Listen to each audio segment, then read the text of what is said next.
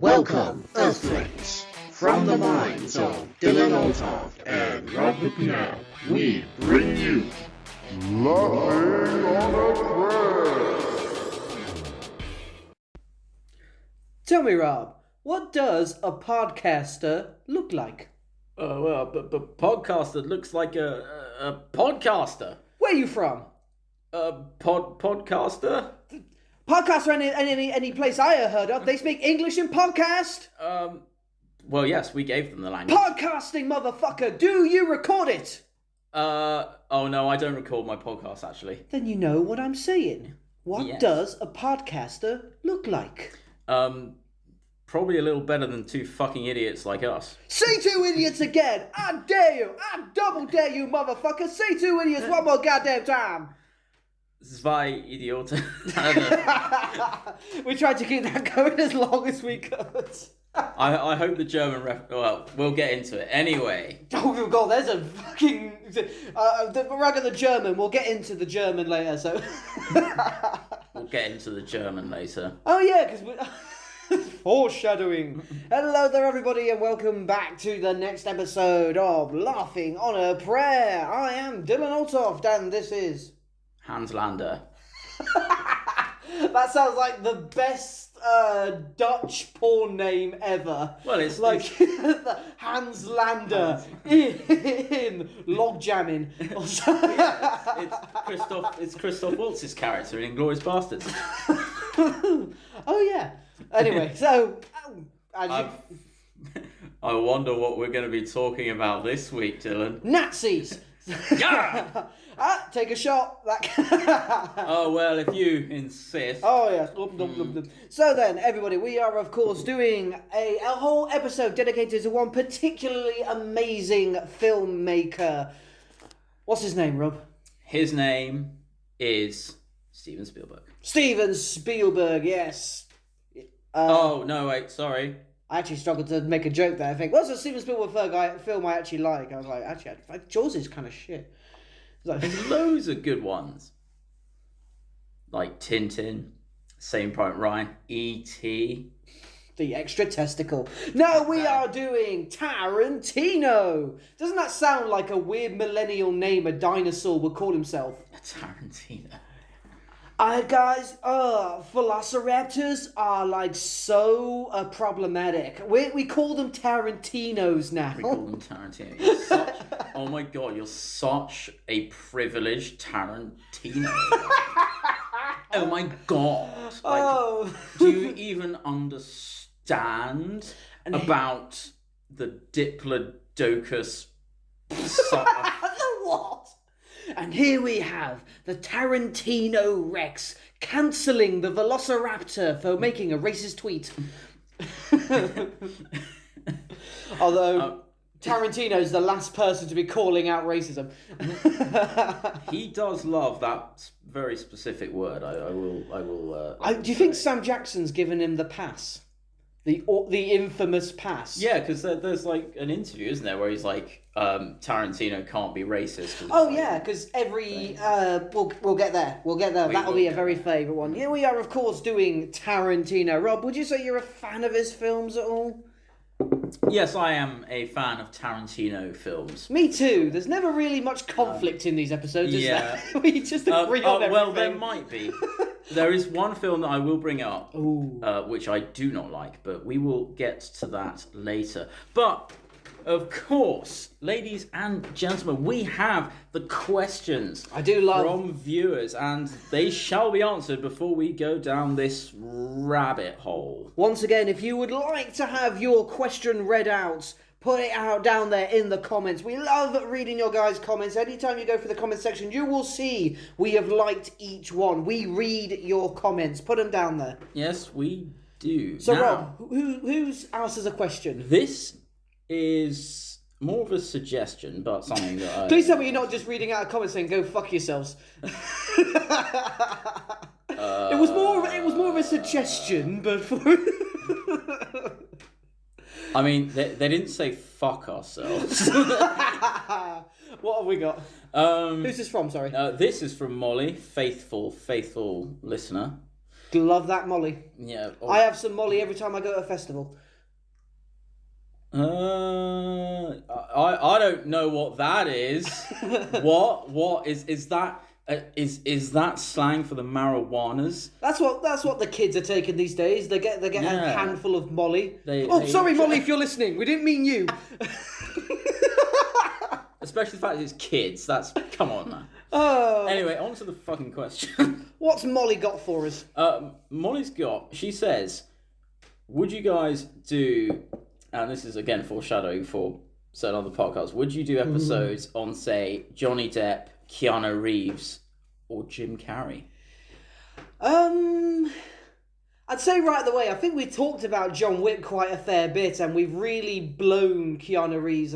I don't know if we could get any more out of him from John Wick. I don't know. We could do a Matrix episode maybe, but his other films like Constantine or Bill and Ted, I'm not really that bothered about. Do you know many other Keanu Reeves works yourself? There's that one where he's like ambushed in his own house and gets like weirdly sexually assaulted by two women. I can't remember what the film's called though. Sounds hot. But other than a Matrix episode, I'm not really sure what we can get more out of.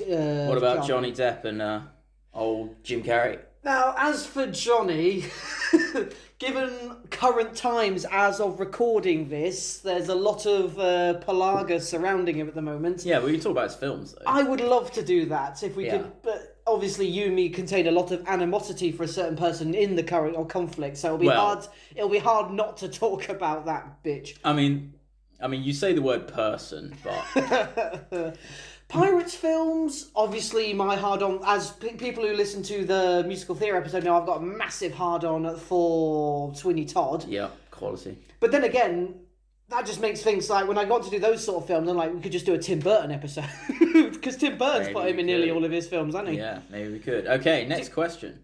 We didn't even say Jim Carrey or anything. Like, what about Jim Carrey? Do you feel like we could get much out of the Pirates movies? Or? I think we get a lot out of the Pirates movies. Sweeney Todd, Edward Scissorhands, Gort's Bride, Fear and Loathing, Las Vegas, The Rum Diaries. We could, actually, that would definitely be a candidate. I'd say we could definitely get an episode. Jim Carrey, he is such a comedy icon.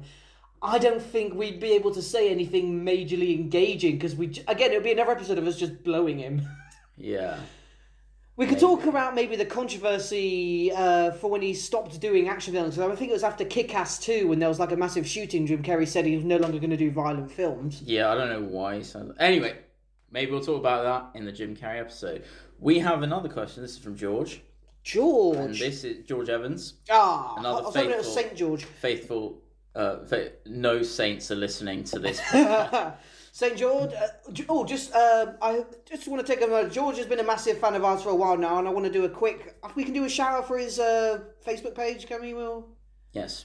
Yeah, so look, I think it's George Art or something. George Evans Art. Look it up. Fantastic sketch artist. Absolutely. He has actually drawn us as our two characters of Arthur and Angus, which Google the moment I saw it, and like the Facebook page and Instagram, at Arthur and Angus Theatre. Plug. But no, fantastic artist, fantastic musician as well. So thank you for this question, George. And we are going to be doing it. We are going to be doing this one. Can you do an episode about your favourite food? We are going to do an episode on food. We are. I will do what I can to keep it as least bland as possible. All right, so those are the two questions. Now, on to Tarantino films. Dylan, I have a question for you. Oh, let's go for it. Who is your favourite Tarantino villain and why? Well, you say the word villain, but given the nature of Tarantino films, I'd say that's quite a subjective medium, because Tarantino's villains supposedly are very humanistic. Like, it's hard to say in any film who's really... For example, who would you say is the hero in Pulp Fiction? No, villain. No, that's what I'm saying. That's the thing. A hero or a villain, sometimes they're interlinked. Like, you could even say fucking Bruce Willis's character. Oh, he's clearly a hero, but he did kill the guy he boxed with, if you remember.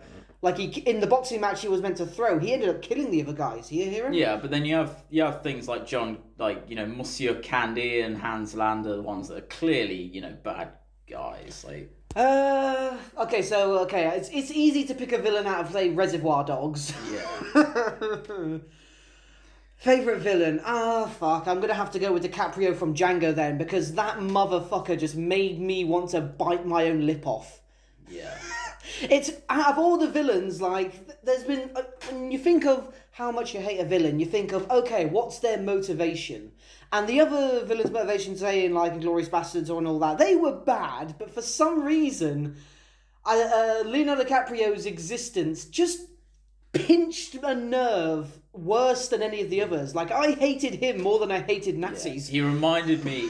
He very much reminds me of like Joffrey from Game of Thrones. Love to hate him. Exactly. Love to hate him. I'd say Ramsay was more of a love to hate. Joffrey for me was just some little. It was like I like Ram Jam though. Joffrey was like the screaming 10-year-old in a Walmart whose parents won't slap him, but you really want to instead. Yeah. So that was Leonardo DiCaprio's. I have often said on record that I'm not a massive fan of his performance. I thought personally it was a little too cartoony, but he was definitely an evil motherfucker. Who's your favourite villain? My one's Hans Lander. Why is that? Hang on, give us a little bit of info about him. So Hans Lander, so he is in Inglorious Bastards. He is this SS officer who's basically his job is to track down Jews within occupied France. And what I love about him is that he's first of all he's very charismatic and he's like a detective. He's basically playing a detective character because he's trying to detect, whether people are lying. There's going to be spoilers all over here. So anyway, that opening scene when the French farmer is hiding the Jewish family under the floorboards, and he comes into the house. He's interrogating him, in this very sort of like laid back kind of way, which is actually sort of more to do with like that's how actual sort of interrogations goes. They try and make the person feel at ease. But what I think is great about him... False sense of security. Yeah. And what I think is great about him, though, is that you never know if he actually knows and if he's just playing with his prey or if he's actually, like, working it out. And he's so, like, he's charismatic and at times kind of cartoony, but it's just, he's so sinister. And he does a great thing that Tarantino does with a lot of stuff you see in Pulp Fiction is with food. So there's this wonderful scene with the strudel where he's, generally when people are eating, they're quite vulnerable. But even him eating strudel, it's such like a sinister Sorry, I'm not a child. scene. Yeah, exactly. It's really funny. But it's also like really... and you never know if he actually knows. Evil moment with the strudel. Yeah, exactly. That's what I think is like really good. No, I get what you mean, yeah. An evil moment with the strudel. How can you make that scene work? But they did, and that's why I really like him as a character. They often say the mark of a really interesting person is like someone so entertaining they could make... the mark of a good comedian is someone that can make the phone book sound funny.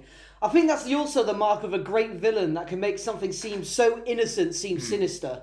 Yeah, like I said, so eating strudel, like you could have like the most, like someone like even Hannibal Lecter would do the most simplest things, and because it's him doing it, it seems so menacing. Yeah, there's also a thing because he has that big Sherlock Holmes. It's called like a calabash pipe, that massive Sherlock Holmes pipe, which again references back to him being a detective.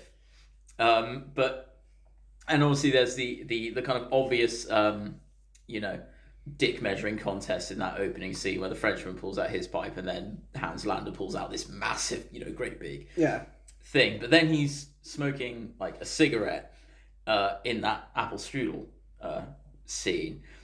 And it's sort of little things like that just kind of you makes you wonder. It's like he probably like calculated that, like that character calculated that. And stuff, and it makes him he's not just because he is a Nazi, but it's he's like one of those characters that casts mystery, and actually makes you feel like, oh my god, does he know? Does he not know? Also, I don't know if he knows. You don't know what he's going to do next. Yeah. He's so unpredictable. Yeah. So you're constantly you feel like you're one of the people in the room waiting to see what he's going to do next. And also it puts you in that place. You're like, oh, what if I was that Frenchman?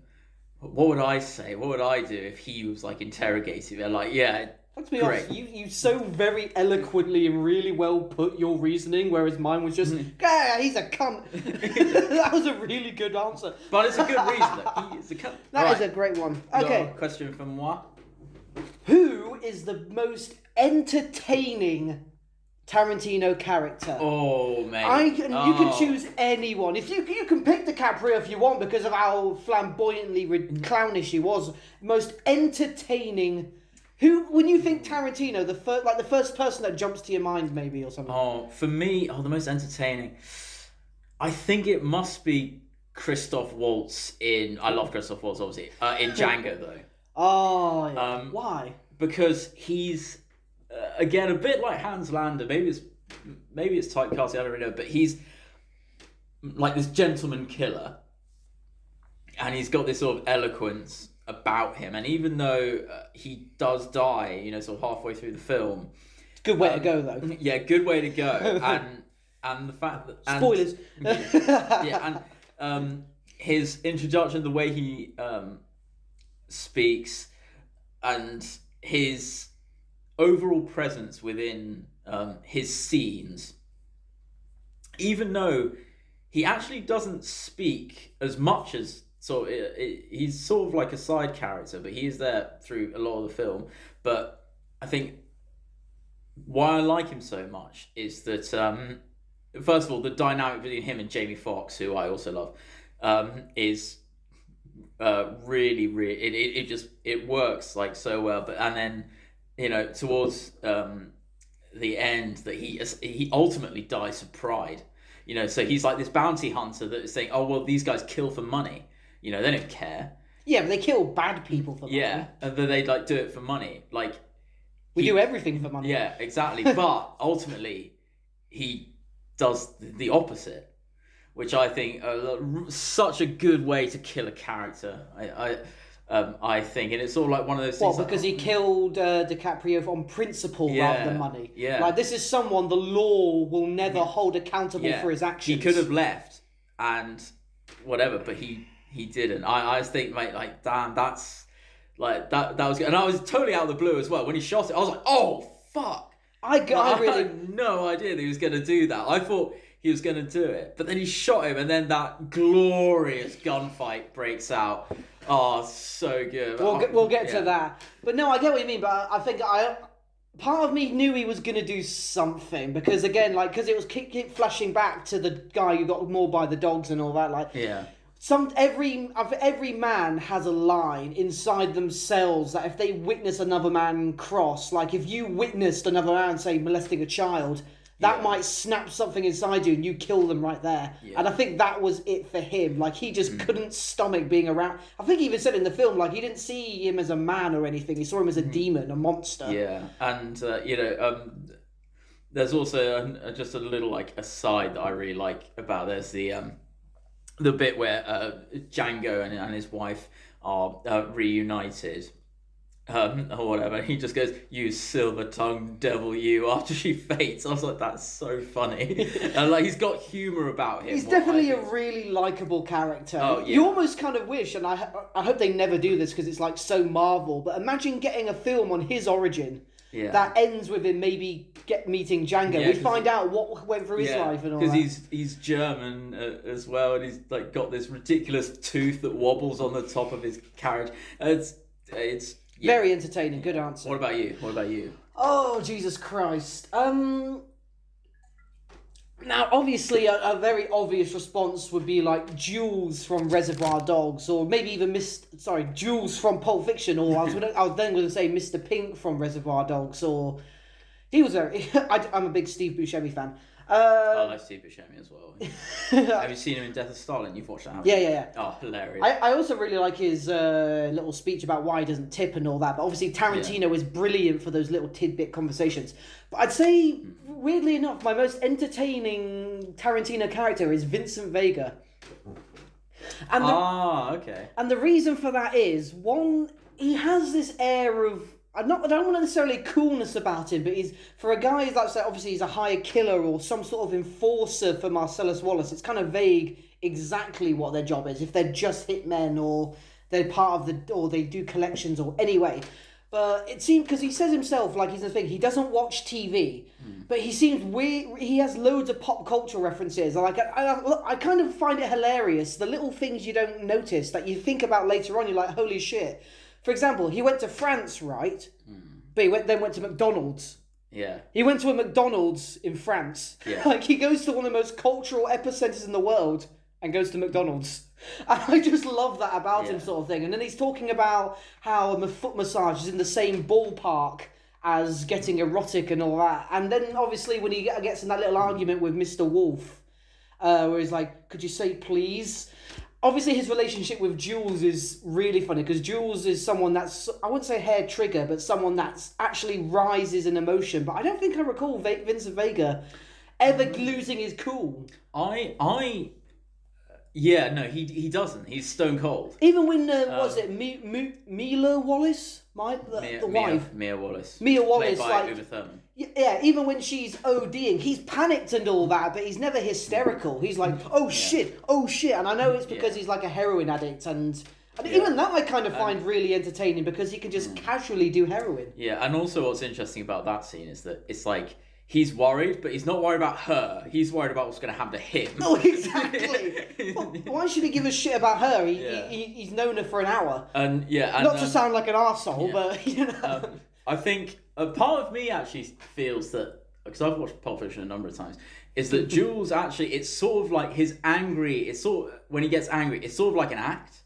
I don't think he's actually genuinely angry. I think he's acting that way to intimidate people. It's not just them. Remember when they had to clean the car of Marvin's blood, and he's having a fucking go at him, saying, "Look at me!" And like, hey, the bag, the sponge did look like no goddamn maxi pad. Like, don't blaspheme. And he does snap. And then obviously the cool bit in the diner and stuff. But he seems like someone that maybe like is one of those people that's looking for a reason to snap, sort of thing. Like, a part of me feels like all throughout the film he was looking for an out.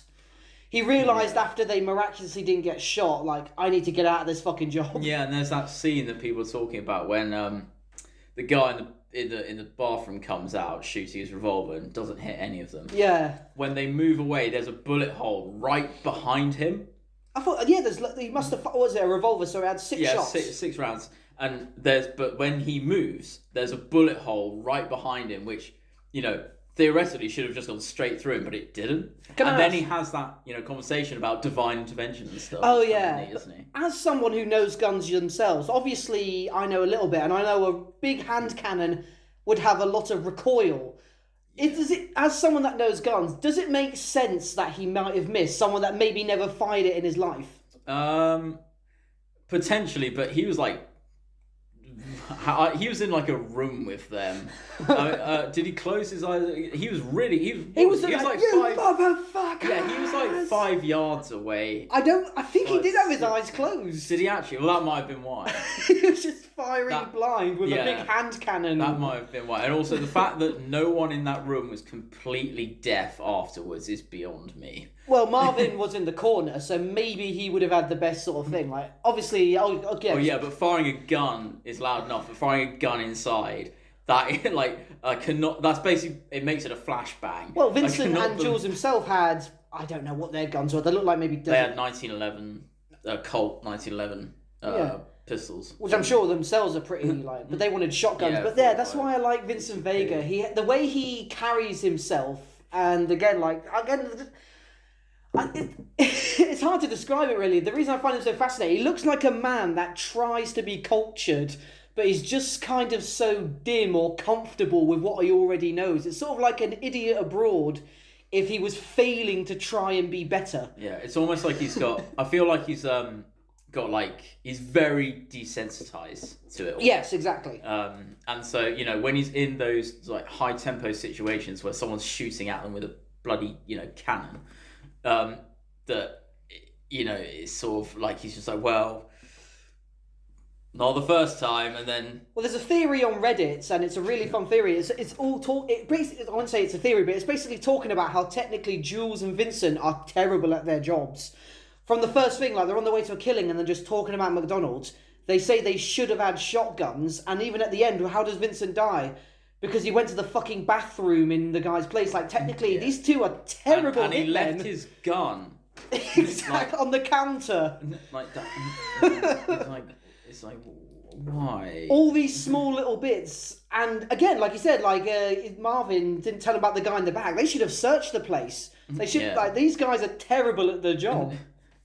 And again, it comes back to Jules' divine intervention idea that he's just lucky that some guy managed to miss him from like 5 yards away. Not even 5 yards away. Not even 5 yards. Like maybe 10 feet. Again, how Vincent shot Marvin. No actual professional hitman's gonna have his fucking finger on the trigger, a gun pointing at a guy while he's talking to him. Yeah. Exactly. And then he shoots him. He shoots him like in the stomach as well. Like I thought he shot him in the head. Like blew his brains all over the back of the window. Sorry, Marvin. Sorry, I was thinking about the guy on the sofa in the room. Oh, he right. just shoots him in the stomach. You're like, if you wanted to kill a guy, you shoot him in the face. Yeah, but I said the way he just dies instantly is sort of like... not that we think a lot about killing people or anything. But yeah, that did seem a little bit video gamey, or maybe it was intentionally hilarious, because Kill Bill has a lot of things like that, and how people instantly die from certain things. Yeah. That being quickly said, although I do love Vincent Vega, I'd say a second most entertaining Tarantino character is, of course, the Kung Fu master from Kill Bill. He's just the best asshole ever. I'm annoyed I can't remember his name, but you know what I'm talking about, right? The guy with the long white beard who's just such an... He's like, first thing, he hates women, he hates blondes, and he hates white people. And she's a blonde white woman. Yeah, that reminds me. We'll get on to it, but there's that line in The Hateful Eight about Miss Minnie, who's, again, spoilers, whatever, who was killed, and there's this Mexican guy who's one of the sort of gang members, and Samuel Jackson has this line saying it's like there used to be a sign up above the bar, used to say no dogs and no Mexicans. But Millie took that sign down. Do you know why? She started letting in dogs. Yeah. Well, that film is full of antagonising shit. Again, Sam Jackson's speech to the old guy about his son and all that. Yeah. We'll get on to that. But my question. Okay. So Tarantino is known for his action, violent scenes, lots of blood, loves the colour red. What? Oh, did you not know? No. Oh my god! Well, this is going to blow your fucking mind. Violence. What is your favourite sort of gratuitous violent scene? Massacre from Kill Bill. Yeah. I mean, don't get me wrong. I love the Nazi getting brained from Inglorious Bastards with the baseball bat. That is like a classic scene. But and it annoys me that they have to cut it to black and white. Maybe that was some MPAA. For those who don't know, the MPAA is basically the ones that controls the classification of ratings for American and Western cinema. And I don't know why they cut it to black and white, but it really doesn't matter, because it's everywhere. Yeah. Fucking special effects people must have had all the fun in the world in that scene, because like in the Evil Dead remake, these people love to make things as bloody as possible. They must have had vats of blood. All that corn syrup. I bet the set actually was really sticky afterwards. Yeah, I mean, giggity. But I think that scene actually it's like so over the top that it's not even sort of like disturbing. It's just so you're kind of numb to it after 10 seconds. Yeah, you're just like, there's so much blood that it's like borderline like a parody, isn't it? Yeah. Because But good thing we didn't see any nipples, because then it would have been a really bad film. That would have been in poor taste. No titties. Thank God we were saved to just watch the endless maiming of what was probably like 40, 50 people. Obviously, that scene does have a really big problem of obviously one at a time itis. Yeah. Because in reality, they'd all just charge her at once and dead. Yeah. I do love that bit at the end when there's like the fucking 13-year-old guy and she cuts his sword down to nothing and spanks him with hers. You do not mess with the Yakuza! But in terms of absolute bloody mayhem, I have a feeling I know what you're going to pick. The Shootout. Yeah. What's yours? Well, it's actually not the Shootout from Django, funnily enough. Okay. It's actually I think my question wasn't it? It was like, what's the most sort of like your favourite gratuitous sort of gratuitous violent fight, violent scene? It's the again going back to Inglorious Bastards. Oh, is it the guy getting brained? No. It's the one in the cinema where they burn the whole place to the ground. And then Hitler gets shot in the face like 100 times, and you know whatever. I was just like, mate, that is just fucking insane. That's ridiculous. I guess they ain't gonna save your brain after all, Hitler. No, yeah.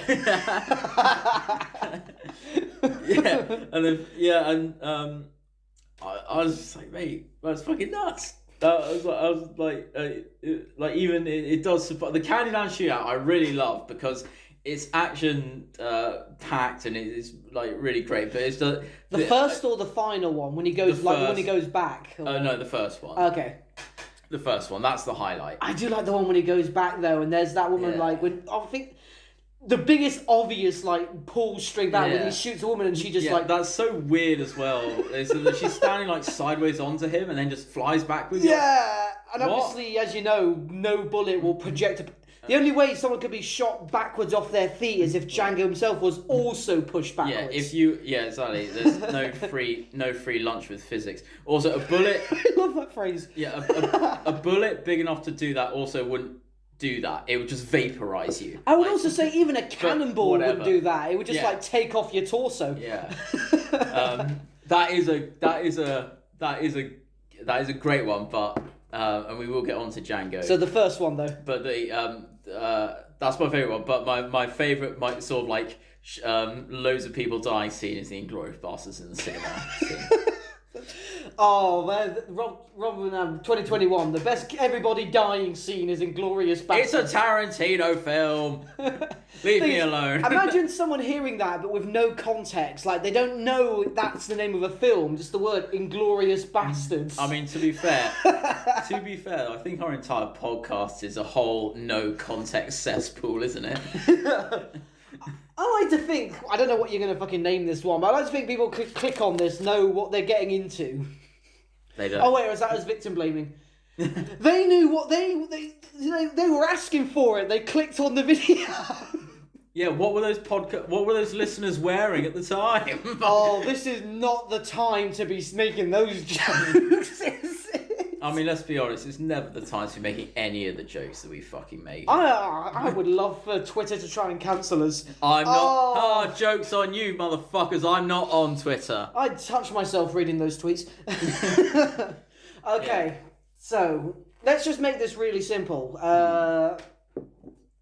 Actually... I like simple. Let's call this a little bit of damage control. This should be... This will be fun. No, seriously. Favourite female character in a Tarantino film? Because we can name guys until the cock comes up, but I'd say there are a lot of really good female characters. Yes, there are. 100%.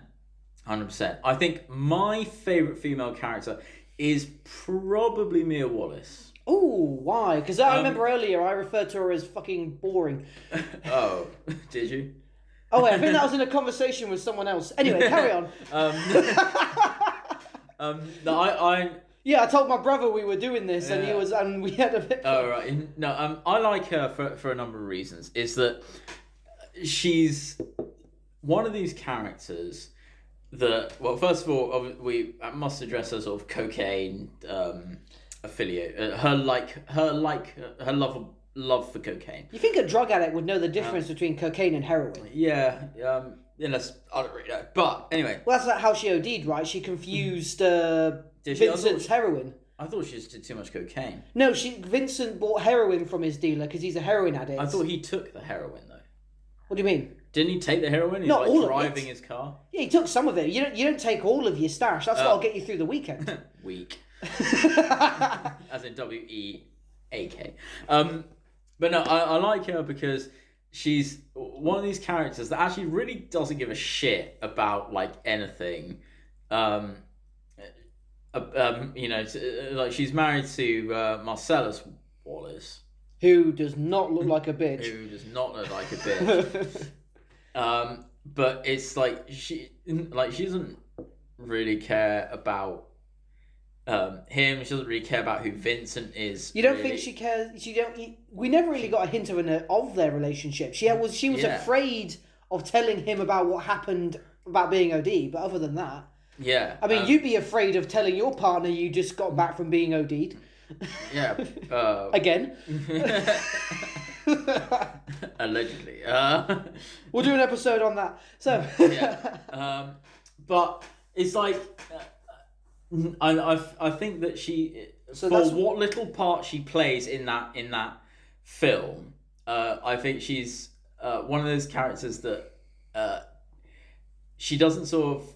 Oh, how can I explain? See, this? the reason you say you like her is the reason I sort of dislike her. Her apathy. You say she doesn't care. Yeah, to me that's kind of boring. I like it. I like her apathy about stuff, and also she's not. It'd be really easy to make her like a cliche, though. What, a cliche of like the gangster's wife, like from Goodfellas or but they didn't. And she's very much, for want of a better phrase, strong woman. Is it Goodfellas or Casino with Joe Pesci? I don't know. All fucking Martin Scorsese's films are basically the same. Yeah, fucking at me.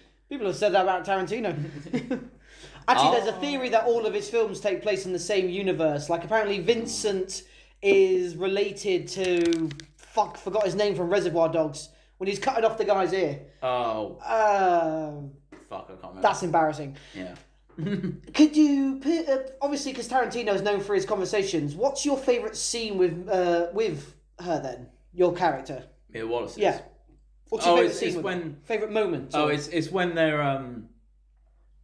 weirdly, it's weirdly this scene gives me a little bit of noise. Is the fact that they're like smoking there at the burger place. Okay, in the and restaurant. They're eating the burger, and they're just sort of like having this innocuous sort of chat, which I can't even remember. I think they were talking about when he was mentioning about some guy that had apparently given her the foot rub. Yeah. That apparently Marcellus Wallace threw off a building.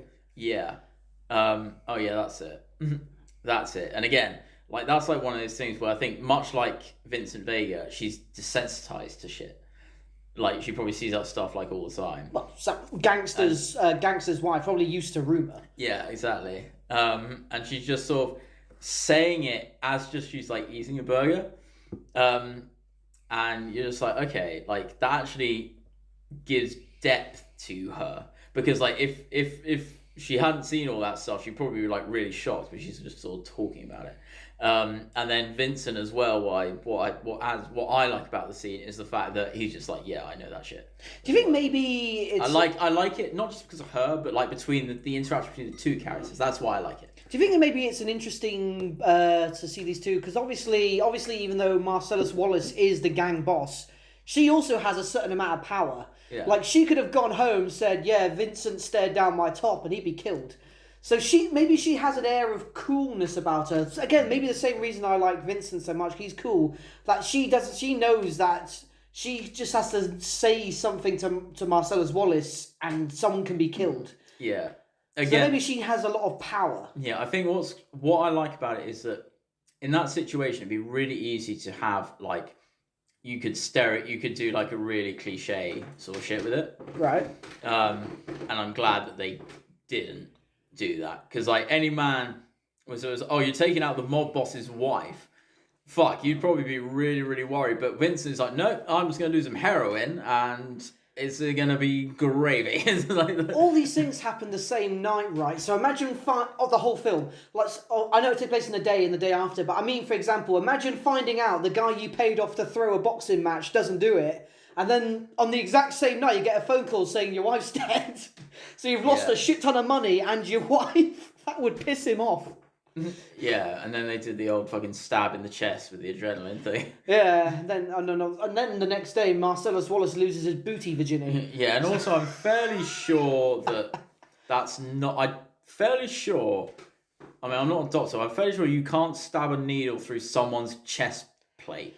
The sternum, I don't know where exactly they shot her. Like, there is gaps in between the it's not like a solid bit of bone, it's your ribcage. Yeah, I know, but it's like the fact they missed the ribs Yeah, is quite incredible. I can't recall off the top of my head where exactly that bit of marker had the red dot. It couldn't have been on her sternum because nothing. No, it wasn't. It was like here. It was like on the pectoral. Yeah, place. it's possible. I mean, he could have easily just grazed the fucking bone or something. Again, that was the whole point of why the thing was so tense, because he could have easily fucked up whether he hit the mark or not. But the thing is that like he just rammed it into her chest. You're like, mate, like if you're gonna be precise, go slow. Do you know what I mean? Like you just went, and then you was like, obviously he was off his ass on adrenaline because he, like you said before, he's afraid of killing his boss's wife. Yeah. But no, I guess I kind of understand. It just, part of me felt to see, like, sometimes the way she was dismissive, like, I struggled to like her as a character, because she could just kind of seem like she couldn't be bothered with anyone. Like, oh, another one of my bosses hit me, employees just to what is it, parlay me or. I mean, she's not likable, but in a way that's sort of, it's sort of one of these. It gives more like, kind of. I think she adds to like the world building in that film. What was the name of the supposed pilot she was a part of? That was a big part of supposedly a character. She was part of. She did a pilot for a TV show. It was like Furious Fox 5 or something like Furious Force or... Furious Force? No, that just sounds like a fucking Fast and Furious film name, doesn't it? Furious Force, yeah. If you know it, say it down in the comments. I keep saying Mila Kunis. I keep almost saying that. Mia Wallace. Mia Wallace. We got there eventually. I'd like to see an alternate timeline where Mia Wallace is related to Wallace from Wallace and Gromit. Cracking coke, Gromit. Oh, don't forget the heroin, lad. But yeah, fair enough. If I had to pick a best favourite Tarantino female character, as much as I love Thingy from Kill Bill, really regretting I can't remember her character's fucking name, obviously the Black Mamba, she's awesome, but... Wait, who's to say the Gimp wasn't a female? I mean, in fact, we just saw a big leather suit. Could have been a woman under there. I think I remember seeing a bulge. Yeah, the idea was that they were like homosexual masochists. I'm just being an asshole. Okay. Best, I do... To be honest, I did kind of find the Asian woman, the one that got the top of her head chopped off at the beginning, I found her kind of badass. I don't know, I have a weird thing for Kill Bill. There are tons of great female characters. Obviously, to be honest, Django's wife is fucking awesome. Yeah, played by is it Kerry Washington? I'm not sure. Yeah, I think it is. But she was really awesome. I guess in terms of badassery, I'm going to go with the... Again, sorry for not knowing the character's name. It's really making my case fucking weak as shit. But she was absolutely... I think the reason is because we saw her backstory in animated form, didn't we? How her parents were murdered by Yakuza or gangsters. Yeah. And as a little girl, she got involved in like a sex ring so she could find the leader of the guy that did that, who was a pedophile, and fucking got him. And slowly rose to fame herself. And the second one of like the Yakuza bosses, like, yeah, but you're part American, she fucking decapitates him. Yeah. She's such a... Why couldn't she... Imagine if Rey from Star Wars had been like her. Just an absolute savage fucking badass. Yeah, imagine if Rey from Star Wars had actually turned to the dark side and then, it might have been a kind of cool evil villain story arc, but, that's none of my business. I mean, imagine a Star Wars film by Tarantino. My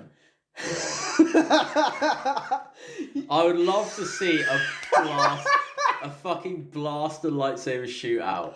Oh my god! Imagine if he remade A New Hope and that scene between Han and Greedo would be like 10 minutes long. It would give him an excuse to put. It would give him an excuse to have Samuel L. Jackson again. Oh, fuck! Bring him back as a Force ghost, and he can have fucking a conversation like.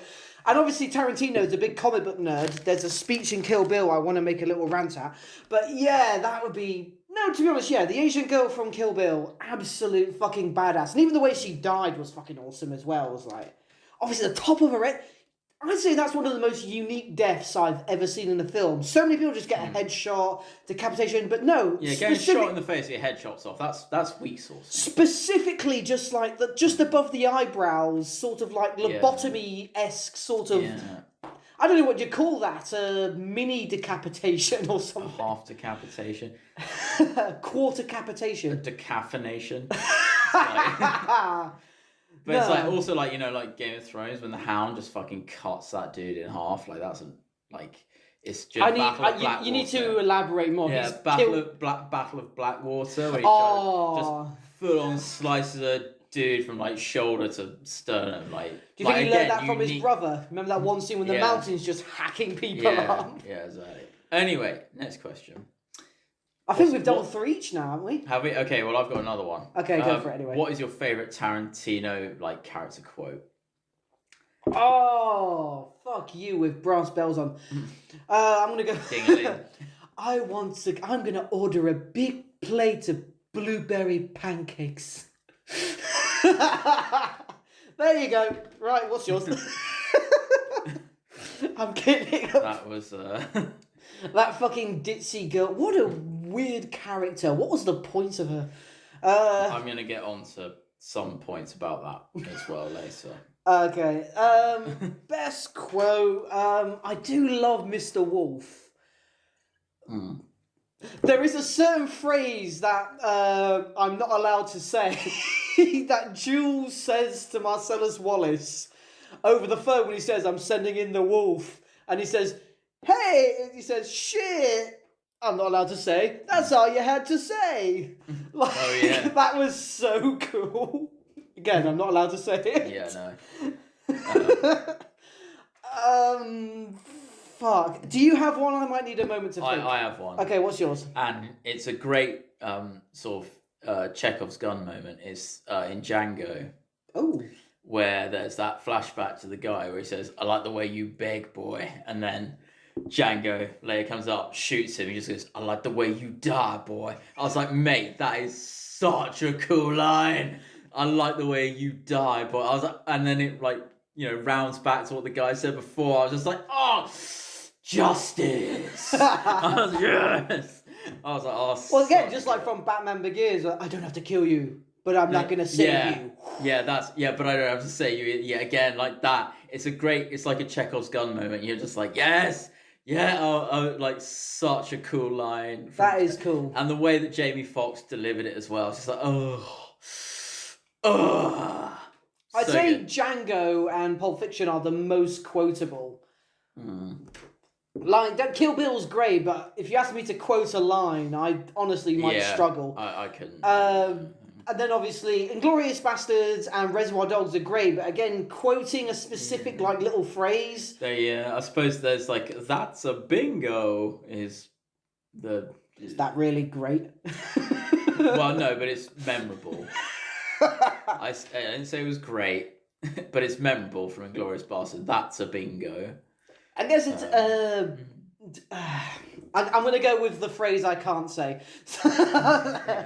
Because, again, obviously everyone would say, oh, best quote from Pulp Fiction, "You know my name is the Lord." But that is... But I didn't say what's the best. I said what's your favourite. Yeah, as I was saying. To be honest, that thing... Obviously, he says at the end of the film, at first I thought that was just something fucking cool to say before I kill a guy.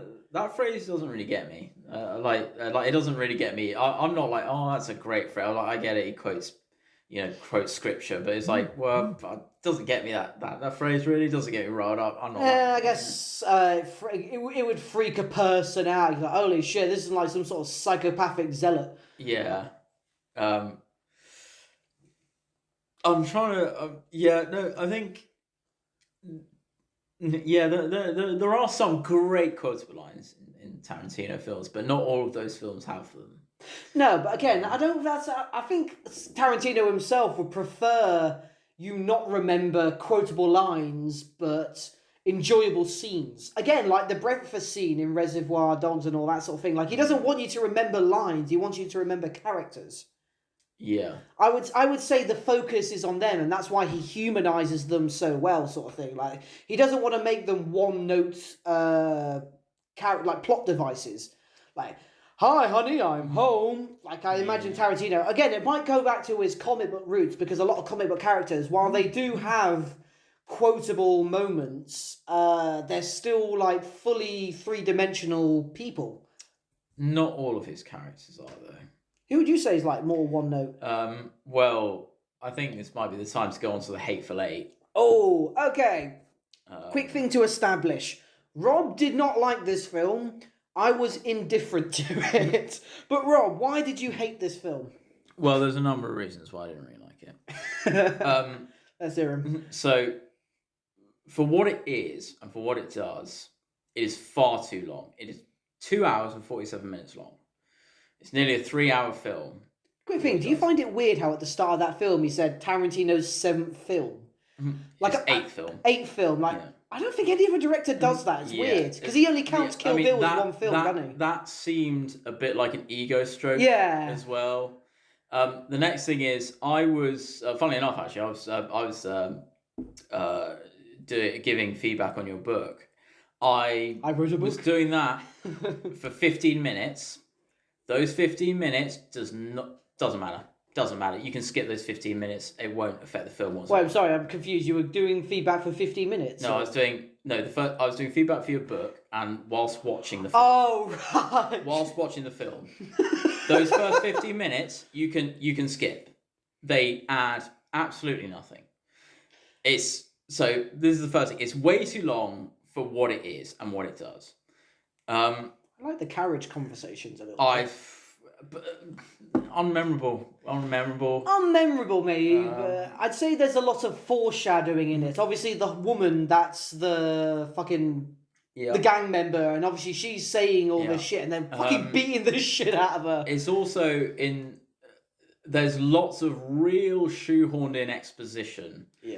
From people. It's like, this is Daisy Domergue.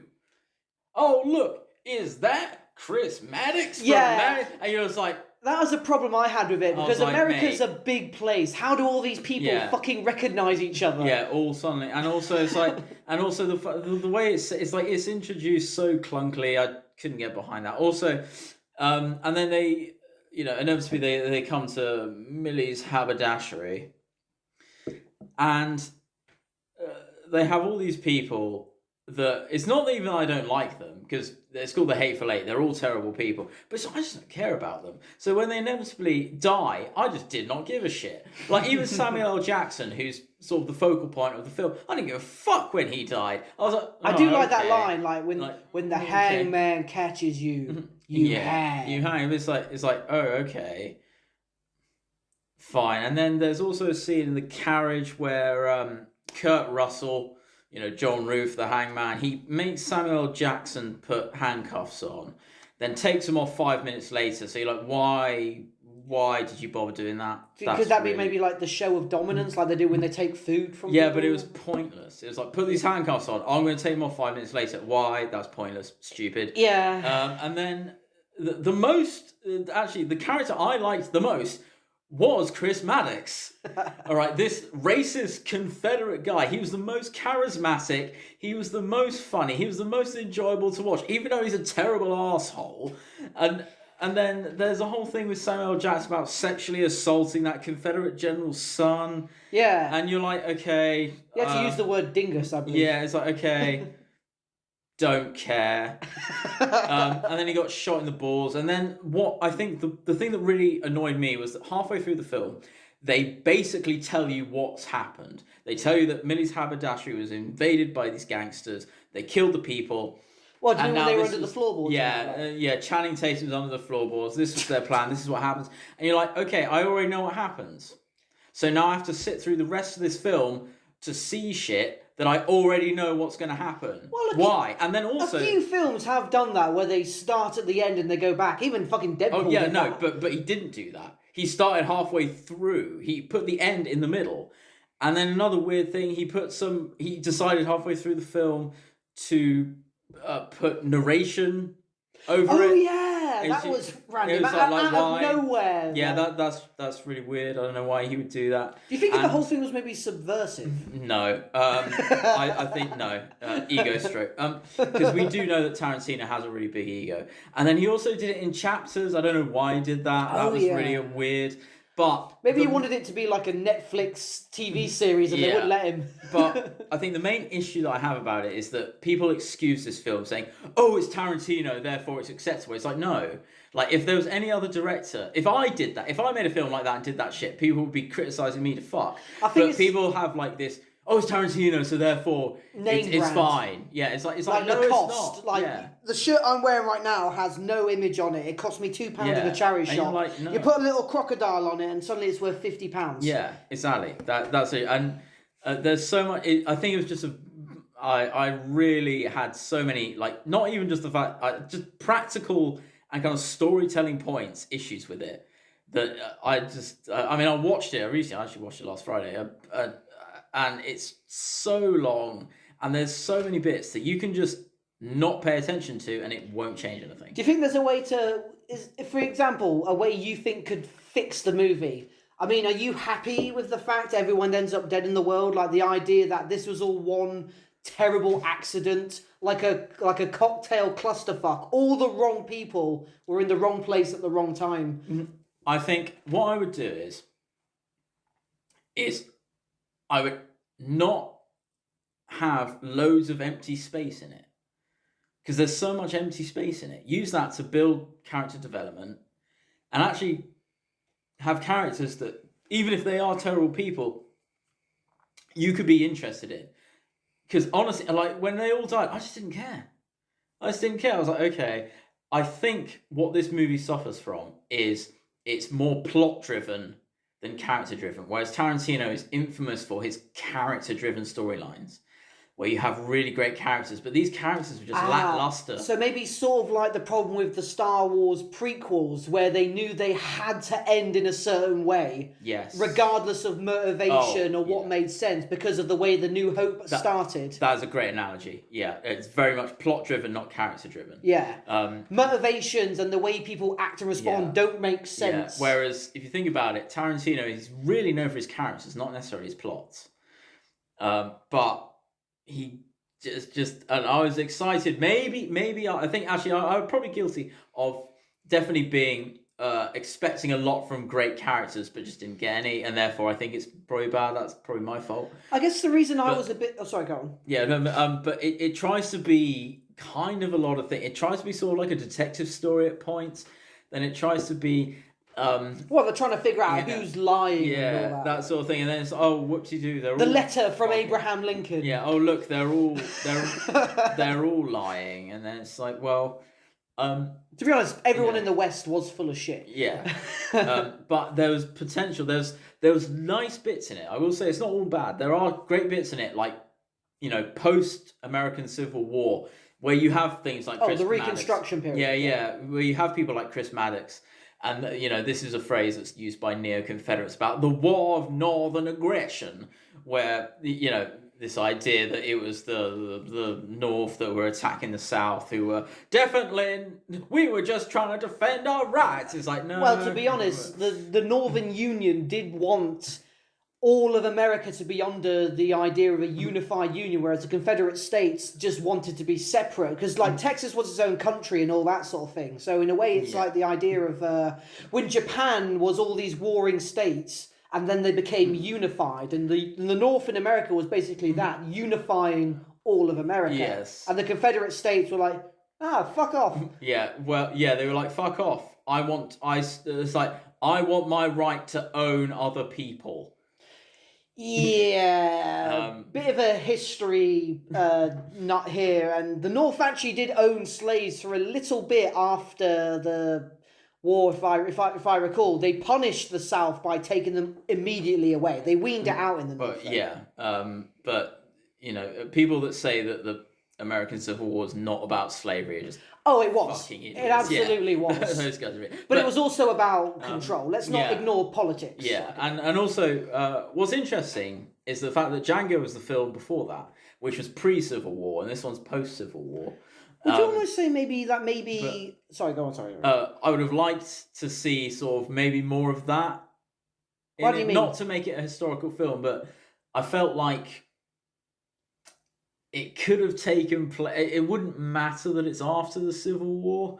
It really, when this maybe there were some lines that might have referenced it. I'd say Samuel Jackson running into the Confederate guy was kind of a big thing. Yeah, but like that could have like happened on. I don't know. They could have maybe And I think they could have made more out of that. Like, for instance, when John Ruth throws him the handcuffs, I'm like, obviously Samuel L. Jackson doesn't do it because it's all symbolic of like slavery. Yeah. And stuff, but then he does it and then he takes him off. I was like, I don't know why he did that. You know what would have been interesting? If the old man and Samuel Jackson, after a few lines, found they actually had quite a lot in common. Yeah. That would have been really interesting. Like this old, really old Confederate guy who just dismissed something, and they find out they've got a lot in common. That would have been some interesting narratives. And, I actually, when I first ever saw that film, I thought that was going to happen. Because I was like, he's a Confederate general. He was a Union major. They're both soldiers. And maybe, connections between soldiers. That would have been something for great drama, but it wasn't. Sort of like a Batman Joker. Like, you think they're on opposite ends of the spectrum, but they actually have similarities. But instead, it was this really crude sort of like, your son sucked my dick. You'd almost say melodrama. Yeah, and you're just like, oh, great. And then you shot the old man, who I also didn't care about. Yeah, it was boring. And then you got shot in the balls. Yeah. Which I like that. Like, even that, like getting shot in the balls, that's funny. But even in that film, it just wasn't funny. You were just like, he shot me in my nuts. Like, yeah, I don't care. I feel you bleed out a lot quicker than he did, but yeah, you would think so. I'd say the reason I'm a bit more apathetic towards it, sort of thing, is because growing up, I watched so many spaghetti westerns. Obviously, like The Good, the Bad, and the Ugly, Unforgiven, Fistful of Dollars, a few John Wayne ones as well, the Magnificent Seven. Is that you, John Wayne? I watched so many spaghetti westerns, and in a way, I almost felt like maybe his intention was to subvert the typical spaghetti western where bad cowboys, good cowboys, conflict, ride off into the sunset. And it was more of bad people, morally ambiguous other people, and it's just a cluster of the gang. It's just, like I said earlier, it's like a clusterfuck of accidental meetings. I think subversion is fine, providing it's not boring. That film actually bored me at points. Like, I didn't really care about it. Also, there's a little side note. Tim Roth is in this film, playing an Englishman who's the hangman. Yeah. His name is Oswaldo Mowbray. I get it, Tarantino. You've heard of Oswald Mosley and you thought you tried to be clever. Rob's only bringing this up because I recently started going through the 5th season of Peaky Blinders. Oh, have you actually started that? I've finished episode 3. Oh, have you? Oh my god. How long have I fucking bugged you to watch that thing? Forever, I'll be honest. I think it's at least 2 years, actually. We'll do our own episode about them. Fuck yes. Shall we go to 1:30 or shall we wrap it up? Yeah, let's wang us to 1:30. Like you said, I think you hit the nail on the head when you really said, like, yeah, they're more focused on how it looks than how it feels. Yeah. Like, Tarantino walked into a meeting room full of executives and showed a little doodle he did of like 8 dead guys on the floor wearing cowboy hats and said, "This." And everything else just worked around that. And then someone, and then someone wanted to say, "Haven't you already done Django?" But he didn't speak up because he didn't want Tarantino to go fucking nuts. Tarantino's quite a wiry little guy. I reckon he would... Yeah, I know he's crazy though, isn't he? Have you seen those interviews with him? Like, he's fucking crazy, man. He's like Uwe Boll. You know Uwe Boll, the guy famous for actually challenging critics to boxing matches. He's the guy who did like Alone in the Dark and Blood Rain and... Oh, he's Uwe Boll. Man, I would fucking love to see that. Do you know, like, have like these fucking YouTuber boxing matches? I'd love to have director boxing matches. Steven Spielberg boxing fucking Joss... No, we need Zack Snyder boxing Joss Whedon. Justice League versus Justice League. The winner is the best Justice League. I haven't seen that. I haven't seen the Zack Snyder thing because it's not at present time of filming. It is not available to the UK because it's on like HBO Max or something. Oh yeah. But yeah, let's get director. Yeah. Oh, what director would you? Oh, fuck! The possibilities just exploded in my head of directorship. Yeah, exactly. I'd get fucking. Is this really mean? I'd really like to get like What's that fucking guy's name? Need a bit more. Guy did Dark Knight. Christopher Nolan. Christopher Nolan. Fuck me, that was embarrassing. I'd like to get Christopher Nolan versus Zack Snyder.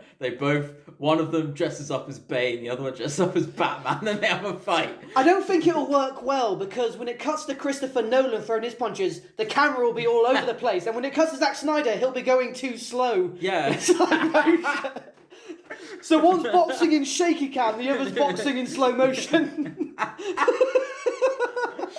I'd watch that fight. I'd actually watch that too. It'd be like watching a boxing match while having an acid trip. Also, I don't know why I said that Christopher Nolan was old. I don't think he's that old, actually. I have no fucking idea. I don't know. Let's dig up Francis Ford Coppola. See if we can and Alfred Hitchcock. Yeah, let's see if we can puppet them into a little bit like Rock'em Sock'em Robots. Put a stick up their ass and be like, ah. But that could be the next Tarantino film. I'd watch it. I'd watch it as well. Have you seen Once Upon a Time in Hollywood? I haven't seen it yet. Yes! Have you seen it? Of all the Tarantino films, how have we gone this long without noticing? I haven't seen it. Have you seen it? Are you aware of the... Have you seen it? Yes. I don't care about spoilers. Quick thing. Are you aware of the Manson family? I'm very aware of the Manson family. Everything they did? Yes. Plays a big part of Once Upon a Time in Hollywood, because it talks over... I understand this, yeah. Yeah, it talks over the murders. That all happens more towards the end sort of thing. Brad Pitt plays this really cool guy. Hollywood set. There's a fairly fun moment where he beats the shit out of Bruce Lee. Like, slams him into a car and all that sort of thing. Because Bruce Lee's talking about how he could, like, absolutely defeat... Because there was a big... moments in, like, I think it was like the 80s or... When did he die? Anyway, I think it was the 70s Bruce Lee died. I can't remember. Once Upon a Time in Hollywood is definitely a 70s... Again, Manson family, yeah. So basically, and there's a moment where the actor playing Bruce Lee does a really good job. He's like, fucking looks like Bruce Lee. Is talking all sorts of shit. So he gets into a fight with Brad Pitt's guy, and Brad Pitt actually mucks the shit, like, fucking absolutely decimates him. And to be honest, like, I've said this before, weight classes actually do play a difference. Like, Bruce Lee was a fast motherfucker, but, you know, a guy could just pick you up by the ankle and swing you around. Yeah, it's like, you know, fucking, you know, Oberyn Martell in the Mountain, mate. Yeah. And then there's a moment on the boat about a guy who supposedly did or did not kill his wife. I'd honestly say it's not very Tarantino. I don't know. The Manson family stuff is very uncomfortable because they very accurately portray, like, the way they killed that woman, Sharon Tate. Like, they actually, like, with, like, I think they were like Filthy Pig and all that sort of thing, like, with them. Yeah. And all that. So the Manson family stuff, they do not let up on. Like, it's very unpleasant and hard to watch. But they do sort of go into the way they get their retribution, which is so good. Really, honestly, watch it. It's such a good watch. Yeah, no, I definitely want to do it. I mean, I heard the... It's worth at least once. Yeah, I mean, I heard the title, Once Upon a Time in Hollywood, and when I heard that, I was like, oh, this sounds like some La La Land shit. Like, I don't know. But then I was like, wait, who directed that? I want to watch this film now. Like, Did you know they referenced the Manson family? Yeah, I knew I knew that. Well, no, afterwards, because I heard about the film, then saw that Tarantino directed it, and I was like, well, I got to look about what this film's about. And then it was about the Manson family. I was like, oh fuck, I need to watch this film. I haven't watched it yet, but I probably should have done before. But he died not too long ago, didn't he? Like last year or the year before that, he died he died in prison. Yeah. Also, the fact that guy, despite what he did, managed to get married. There's a incels. You have a chance. No, you don't. No. No. Yes, you do. Stop shooting up massage parlors. If that motherfucker can get married. Yeah, I mean, exactly. Or you should just feel worse about yourselves. I mean, fucking even Hitler had Eva Braun. Yeah. Give yourself some credit. Yeah. Take a shot. There's a little moment. Okay, we're making good time. You've seen Kill Bill, haven't you? Yeah, I've seen Kill Bill, yeah. This has always been a massive chip on my shoulder. I think it's because even though he claims to be a comic book nerd, as a comic book nerd myself, you know the speech in the second part of Kill Bill when she goes to Bill and he's making the sandwich for her daughter because she's fucked off somewhere, and he starts talking about Superman. Okay, it happens. Basically, he starts... I believe you. He starts talking about Superman and all that, and he basically says, well, Superman, the reason he disguises himself as Clark Kent, the reason he portrays Clark Kent as such a weaselly, little spindly nothing sort of a thing, is because that is how Superman views humanity, as this weaker little thing that he has to pretend to be. Fucking bullshit. The reason Superman pretends to be Weasley weak Clark Kent is because no one pays attention to someone like that. They see weak, stuttering, socially anxious, introverted Clark Kent and nobody notices him. That's the whole point. He's hiding in plain sight. He's not because he sees humanity as weak. He doesn't see Lex Luthor as weak. He doesn't see Lois Lane as weak. Superman acts like a weaselly little nerd is because no one pays attention to him, so no one will ever suspect him. Yeah. It's subversion. There was a moment we mentioned this in Spider-Man, when J. Jonah Jameson took off Spider-Man's mask, saw Peter Parker and said, "Parker, what are you doing dressed as Spider-Man?" Oh yeah, because God forbid that Spider-Man wears a mask to, I don't know, protect the ones that he loves. But that speech has always pissed me off so much. It's like, no, that's not why Superman does that. He knows plenty of strong humans. Batman is the man he respects most in the fucking world and views as the most dangerous human on the planet. So fuck off. He does not see human beings as a weak species. He loves humanity. He dies for them. Yeah, because like... Otherwise, why would he stick around? I wouldn't lay my life down to protect an anthill. I recognise ants as weak as fuck and all that sort of thing. I'm not going to risk my life for them. Clark Kent aspires to be like humanity. That's what he is. He's a symbol of hope. Just that little speech talking about how Superman acts weaselly is because that's how he sees humans and that's how he blends in has always fucked me off. And Tarantino is a massive comic book nerd. I think that's like one of the... Rant over.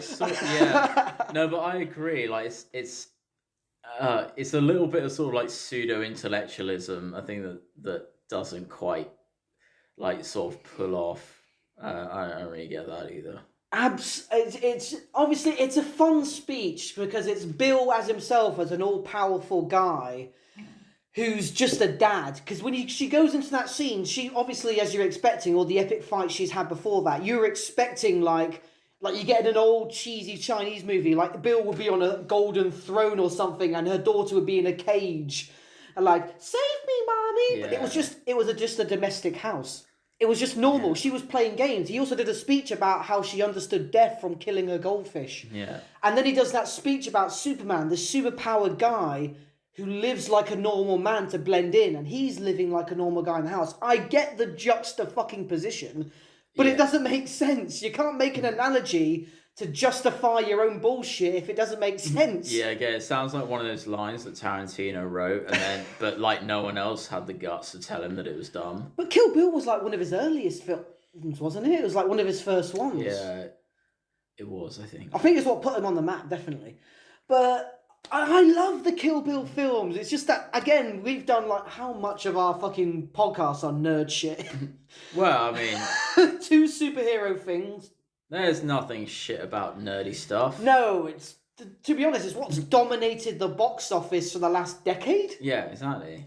Like, everyone loves fucking superhero films. You mentioned La La Land and any other thing, but what did Endgame get? Like 10 billion? It broke records. 10 billion, man. It overdid Titanic and Avatar, so it definitely is like the highest grossing film of all time now. To be fair, Avatar's not a good film. No, it's wank. Yeah. So's Titanic. But Titanic is pretty wank. Oh, that's another one. Do we get James Cameron in the boxing ring? You know what I picture? Everyone thinks, oh, it's James Cameron. I bet if you see him take off his shirt, he's like covered in like Yakuza tattoos. Oh, I thought you were going to say he's like a Terminator. No, I bet he's like absolutely ripped and he has like loads of tattoos all over him, like an absolute beast. I thought you were going to say he's like a T-1000 or something. Like, to get like punched. That would be actually really funny. Imagine that, the ultimate plot twist. Yeah. We should do a Terminator episode. That'd be good shit. Because especially the new ones against the old ones. Did you see Dark Fate? Like, no, fuck. Dark Fate? No. That was the last one they did. Was it? The last I will say, the last Terminator film I saw was Salvation with Christian Bale. Oh, that was the full... Holy... You never saw Genesis or anything like that? No, I didn't see it. I mean, I love Emilia Clarke, but I just didn't see that film. You're kind of better off. Yeah, from what I hear, I'm sort of glad I didn't see it. Right, I think we should dedicate the rest of the time to Django. Yes, Django! Django! Okay, right. So, the reason why I like this film is it brings together the trifecta of what I think, the sort of basis trifecta of what I think makes a good film. Oh. The characters are very enjoyable to watch. Even the bad guys, well, especially the bad guys, you know, Candy, you know, the characters are enjoyable to watch. Even and like when they're on screen, it's great, it's fun. The dialogue between the two, it builds the world, it builds the characters. That's definitely got a plus. The pacing of the film, again, is very well done. There is the build-up, and there's the climax, and then it wraps itself up in a very nice package, which, you know, obviously, you know, having good pacing is good. I don't like films that have sort of jarring pacing. And then What do you mean jarring pacing? Jarring pacing is in like, so it's like an act. So you have like Act 1, Act 2, Act 3. Oh, okay. That makes it look theatrical. Yeah. Right, I'm with you. Yeah. That's what I like. And the action scenes as well. Again, you know, action scenes are a staple of Tarantino, like filmmaking. They're very well done as well. Going back, obviously, I'm going to talk about the first Candyland shootout. Is how I notice how there's no music in this. Oh, it's just like gunfire, smoke, blood. It's brutal. It's bloody. Good use of blood packs as well. Yeah, unforgivable. And that's another thing that I will commend him on is actual physical blood packs. I love this that. CGI blood crap that we see now. Right, actual like you see. What was it? I think 1940. What was that? That film that came out not longer. I think they used CGI blood. 1917, 1914. It was called 1917. I think I can't remember actually any blood in that. I swear I remember seeing a lot of CGI bloods, like from people. Might have done. But very visceral. Yeah, actual use of blood, because you hear the blood splatter. That's probably a sound thing. You hear it, you see it. Like nothing can substitute. You know, actual physical effects. Also, they use real blanks, so real muzzle flashes, not CGI muzzle flashes. Absolutely great thing. I applaud Tarantino for doing that. I honestly can't recall any CGI Tarantino's ever used. I think he does like 100% practical effects. He tries to his best. I think he definitely does. I'm racking my brain right now. Even in Once Upon a Time in Hollywood, no CGI. I genuinely can't recall it. Yeah, no. I mean, even you know, again, I will say, you know, I've chatted a lot of shit about Hateful Eight, but the blood in that, all of that, it's prosthetic, it's real, and there's no crap. And also, there's that infamous scene I think we need to mention about when John Ruth smashes that guitar. Because it was a real one. Yeah, because it was an actual 19th century. So the actress knew that, didn't she? And she was actually reacting. Exactly. And when she went, "Oh my god!" and then when he smashed it, she was like, "That's not a prop. That was the actual. That was the thing." How much was that worth? Do you know? I mean, it's from it was an antique thing. It's from the 1890s, I believe. Probably even millions. before then. Yeah, probably. Well, maybe not millions, but definitely a substantial. Why was that allowed on set? If you can make a replica, why was it in the film? Yeah, I think. I do not know why is it, but but the. Again, the blood splatter and stuff like that. Sorry, while we're quickly talking about things that actually happened in Django, Leonardo DiCaprio actually smashing that glass in his hand. Oh, and yeah. Carrying on. And then he rubs it on Kerry Washington's face. He actually broke a glass and was bleeding and carried on the scene. Yeah, exactly. I mean, that poor woman. like. I doubt he had Hep C or anything. Well, yeah, I mean, obviously not, but it's like no one wants someone else's blood like rubbed on their face. Well, like, Rob, you don't speak for everyone. I'm just saying that. Oh yeah, sorry, guys. It's not all actors. There are a lot of. We've just lost the blood cult orgy audience. We'll come to the blood for the blood god. Skulls for the skull throat. We'll go to the. We'll have the cum cult audience. Don't worry, we still got those guys. It's all right. It's all right. The way we're wanking off Tarantino, I agree. Yeah. But go on. So yeah. I applaud Tarantino for using practical effects and not going for CGI. I'd say we're both very large advocates of special effects, genuine, actual online effects. Yeah.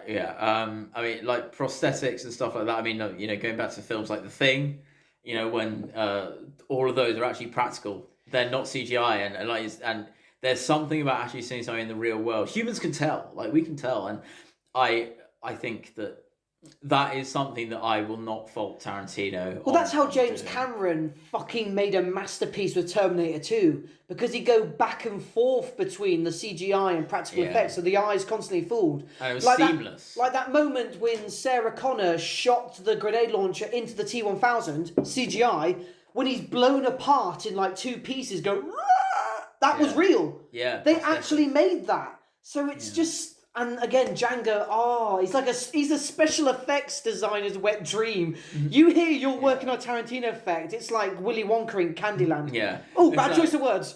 Yeah. It's like, how much blood do you want? Yes. Too much. Must be some starving chickens around Tarantino with all the corn syrup they use. Yeah. Yeah, can you imagine that? Can you imagine? I mean, can you imagine? I wonder how much. I wonder how much like fake blood is actually used in like a Tarantino film. I'd really be interested to know. I said earlier at the start of the podcast, like the way Tarantino has his characters, like with so much moral ambiguity, that you can't really say there ever is a flawless hero.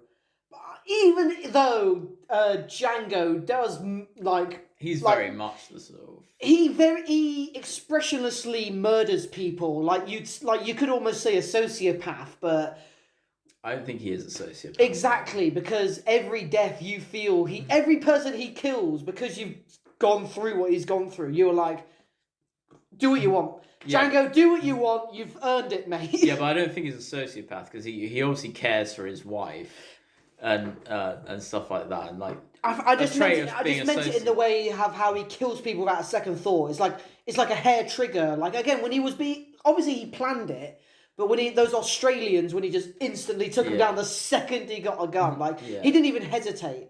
And those could be traits of sociopathy. But obviously, yes, he is not a sociopath. I just meant it in the sense someone who, without hesitation, mercilessly murders, could you say is a virtuous protagonist? Mercilessly murders. Well, I mean, for instance,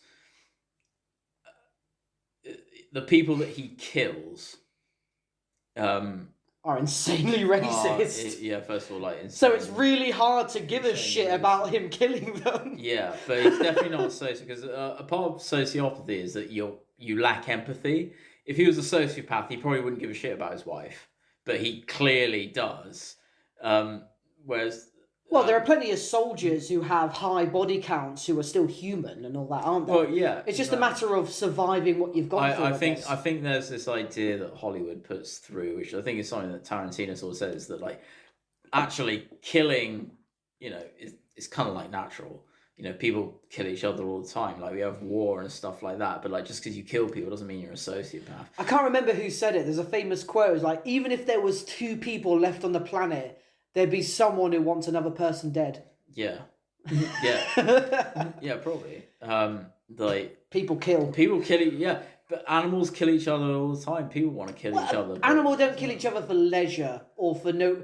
Animals only kill for protection, territory, or food. Well, actually, not necessarily true. Foxes kill chickens for no reason. They just kill chickens. They don't eat them. They just kill them because they want to. Yeah, foxes do that. I grew up in the country. And do you think maybe because the rabbits in its territory, or?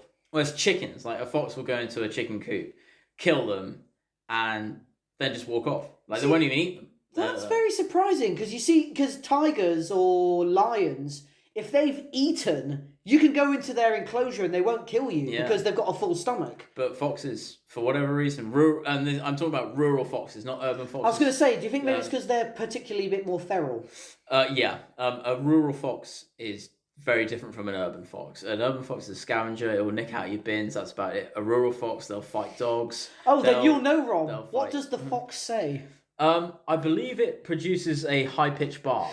As a country boy, emphasis on the first syllable. But no, sorry, how do we get into foxes? Django is absolutely... Again, I said this earlier, and I kind of stand by it. For me, Leonardo DiCaprio, again, with the glass scene, no one will ever doubt his commitment to a film or a scene. Like, he definitely goes all out. Like, what was it? Like, spent half an hour in a bear's vagina for fucking The Revenant or whatever. But... Thing is, I've watched that film. No desire to watch it again. Even Tom Hardy doesn't save it, does he? No. And I like Tom Hardy as a bad guy. Part of me just felt that because of how cartoonishly evil... And don't get me wrong, I'm not retarded. I understand. This is genuinely how people saw them, like especially the aristocracy and rich people genuinely saw these people's lives as no different than when you spill the salt. But I guess, obviously the whole point was to make you uncomfortable. Like when you first go in there and he's just casually watching two black men beat each other in front of the fireplace. Or when the guy in the tree and you see him. But it's just the way, I think it's just the way he is when he brings in that skull is like... He gets so cartoonishly over the top. And I get why. Because it's in his home and he feels disrespected. And because he's an egomaniac and is a narcissist. So he instantly, like a little child having a tantrum, has to assert control back into his... And I get it, but it just seems over the top to me. Yeah, again, that you brought up that bit with the skull. When that happened, I was like, hey, look, like, I feel that he could have done the less is more sort of thing. Like, Brick is like, okay, fine. Like, he's definitely a racist guy. He's definitely terrible. He's awful. Then he brings out the skull, and you're like, oh, the bad guy brought out the skull. And you're like, like it's like it actually took away from how threatening he was. He did when he did that. He did build a story around it. Like he actually portrayed the person this used to be.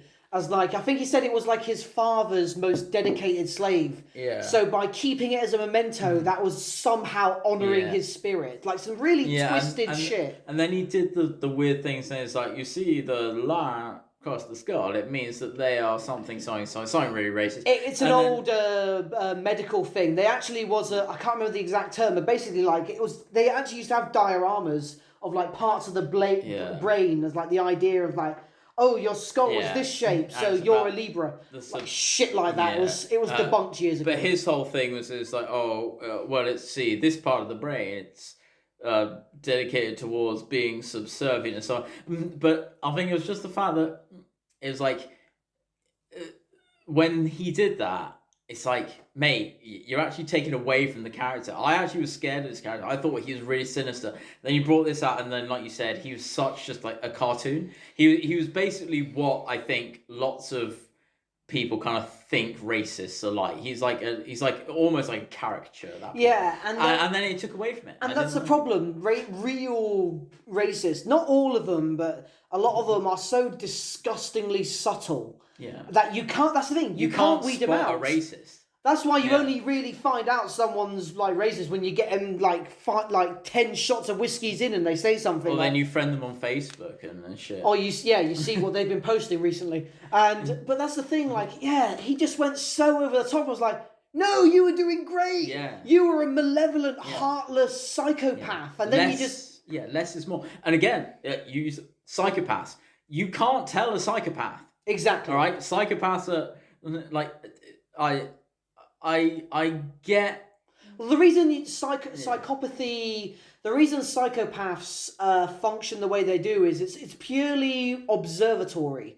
They know all of what they know of how to behave through observation of people that aren't psychopaths, and they blend in like chameleons. Yeah. They feel nothing, but they know how to make you think they're feeling. Exactly. They learn. Exactly. They're pretty much like the T-800s. Yeah, exactly. They learn how to act in a certain way. But again, like you said with John Candy.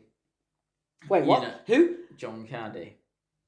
No, Candyland. Monsieur Candy. Oh, right, sorry. When you said John... I thought you meant like fucking... not the actor, no. I was about to say... Is his name John? It's like John Candy. No, in Django. Oh, I can't remember. Monsieur Candy, who doesn't speak a word of French, but I think it's hilarious. Some white shit. Yeah, anyway.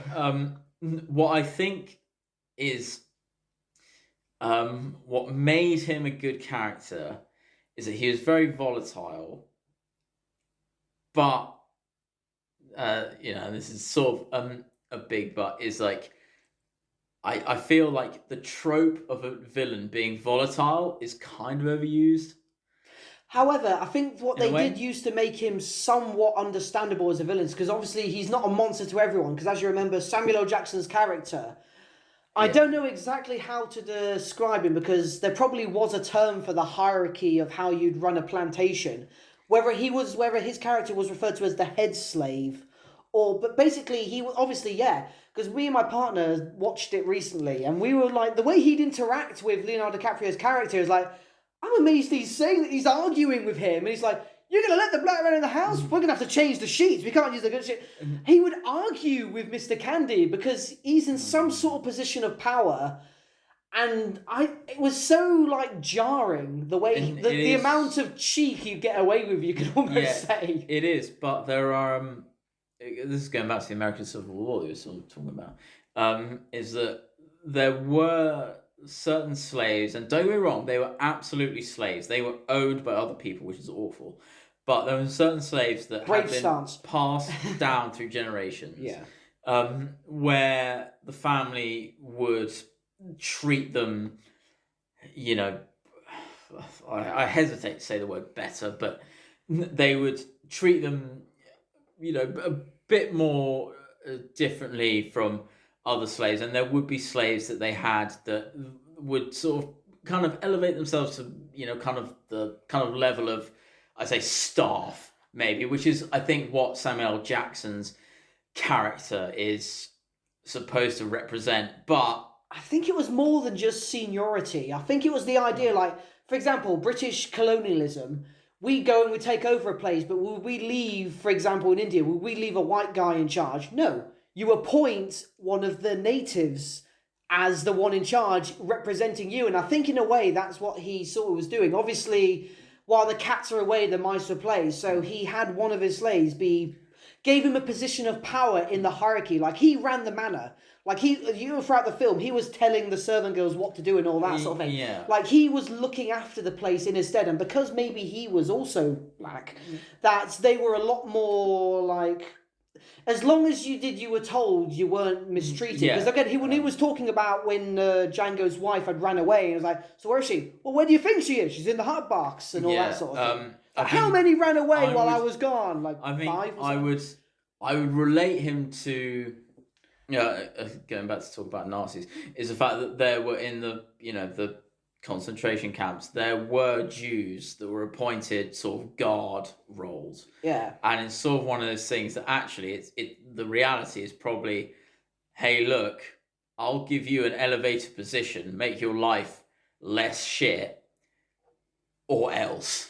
Well, yeah. And so you now have this position of power, your life's a little bit better than all these other people, but you got to kind of carry on with the heinous stuff that I believe. I think that's what total domination only works for so long. Yeah. You eventually need indoctrination in order for a machine to function without you. Yeah. It's like, that's the reason dictatorships fail the second the leader dies and all that sort of thing. So by, again, appointing Samuel L. Jackson's character to a position of authority, he would deal with any dissenters or anything like that. And that's one thing that I think... I mean, I know it's a Tarantino film, so it's not really like a historical thing. But when, when Candy gets shot, And then Samuel L. Jackson's really upset. You're like, yeah, he's crying mate, for him. He wouldn't be. But He's a slave. No, sorry, that was like Reek from that was like a Reek and Ramsey relationship, exactly. because Reek. Again, when he was shaving him and all that, and heard he still carried on shaving. You're like, there's a certain point after you break someone. It's like in the military, you break them down, you build them back up. Well, it's not quite the same as slavery, but I meant in the sense of psychologically, you make them dependent on you. Yeah. So Samuel L. Jackson's character was like militaristically sort of indoctrinated to be dependent on Candy. Like he had a position of power, but Candy was his whole world. Yeah, but I think I feel like. A slave, they probably wouldn't be that upset. That's the thing. Like you said before, he was enjoying his life. He was like he was the head at the top. I don't think he was quite enjoying his life though. He lived. He had nice clothes. He probably lived inside the house. Everyone, like all the maids and the cooks, had to do what he said, didn't they? I don't think he was quite enjoying. I wouldn't say enjoying his life. Maybe I think I'm not trying to do an Uncle Remus here. Yeah. I mean in the sense like the way, like you said before, human beings. As far as being an African American in that time, he was not doing too badly. Okay, maybe I'm overstepping my speculation, but fair enough. Holy shit, we've gone on for a while. Yeah, that was a good one. But Django is without a doubt an amazing film. Oh yeah, and it's a Tarantino film that I would always go back to. I would always recommend it to someone who hasn't seen it because it's always worth at least one watch. I definitely recommend it to someone else. I actually kind of want to watch it now. Well, tough. We've got more work to do. Right then, everybody. This has been Dylan Altoft and Rock McNabb. Sorry, Rob, not Rock. Who the fuck's Rock McNabb? Red Rock McNabb.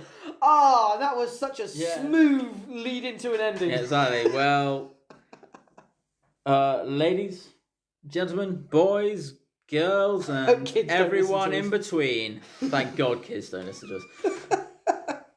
You age restrict these when you upload them, right? No, I don't age restrict them. I just click the thing that's saying it's not for kids. Okay, fair enough. Same thing. Because if you do click the thing saying it is for kids, then it turns comments off. And we love our commenters. Leave the comments. And questions. We want more. And questions. We are comment sluts. Yes, we are. Because we do it for free. Whores get paid, sluts do it for free. Oh, we don't get paid. Yeah, no, we definitely don't get paid because, if you listen to our podcast, you know why we don't get paid. But until next time, you've been listening to... Laughing on a Prayer.